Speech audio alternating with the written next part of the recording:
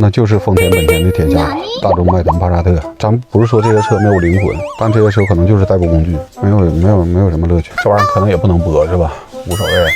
我身边有一个朋友，汽车厂商的一个市场经理，德国人，他每天上下班代步开的就是一台991，大体格子，1.8788米的大个子，塞在一台911里，你告诉我他得200多斤，我都觉得那台车非常不适合他，就他坐在里边会有那种局促的感觉。我说你为什么不去买一台凯宴或者帕美？而他当时就跟我说了一句话，我印象极为深刻：车对于很多人来说是代步工具，对于我来说，它是信仰，是玩具，它有幸福感，每天都很疲惫。他说我希望在我下班回家的路上还有满满的幸福，而不是带着一天的负面情绪回到家里。他说我开这台车工厂出来这一段路上，我心情就会非常好，心里边满满的幸福，特别甜。我这车就是我的朋友，我不知道有多少人下班回家之后，然后自己坐车里边抽根听着音乐。我特别喜欢最后那宁静的15分钟，就可能我到家楼下搁车里边坐15分钟，小曲儿小，哎，这是一个我的独立的空间，